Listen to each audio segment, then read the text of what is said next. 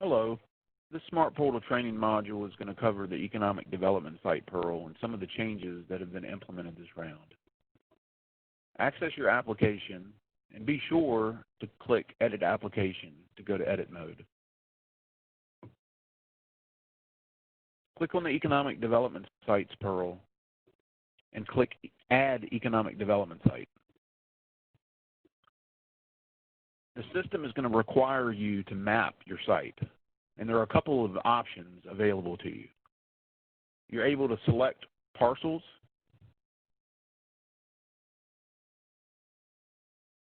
You can select more than one parcel. You can also draw a parcel if you happen to live in a jurisdiction that doesn't have parcel data. You can select an existing site, and this is going to be helpful if you're submitting applications that are near one another, and you may have to enter the same site more than once. With this new functionality, you enter the site for one application, and then in another application, you're able to select from that site. They'll show up on the map.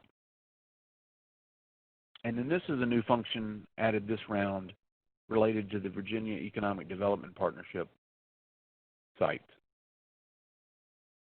I'm going to demo that one because the functionality is very much similar. The VEDP sites are already loaded into the portal as a geographic layer. And all you need to do is to click one of them and hit select. This will then select that economic development site, including the tier that it's in, which is going to affect some of the weighting points that are applied in the scoring process.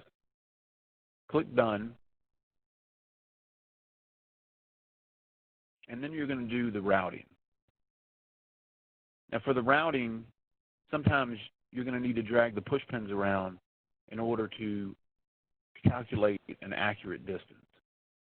So in this case, we may want to move this a little bit closer to give a shorter distance. Then we're going to click Summary. We're going to look at our information and make sure it looks correct. And then you click the red X.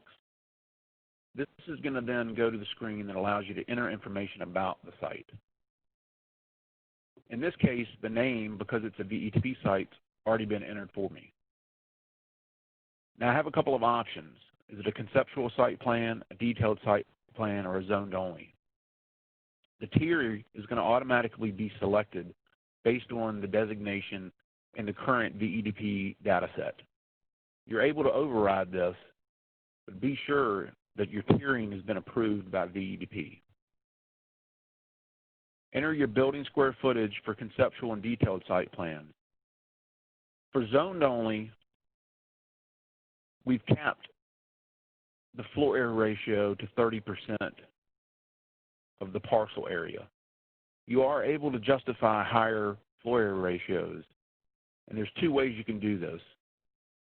Either prove that the sites in and around the site in question have an average floor area ratio higher than 30%, or that there are local ordinances in place that specify a minimum floor area ratio above 30%. Another thing you can do is override the calculated distance. This often occurs or often needs to be done when you're dealing with a new location facility that is providing access that currently isn't there. Answer your questions about your site and be sure to add any attachments that may be required. This will happen if you select conceptual or detailed site plan. The system is going to prompt you to upload the site plan. And that pretty much wraps up the new functionality of the Economic Development Sites Pearl. If you have any questions, don't hesitate to reach out to your district or DRPT SmartScale point of contact. Thank you.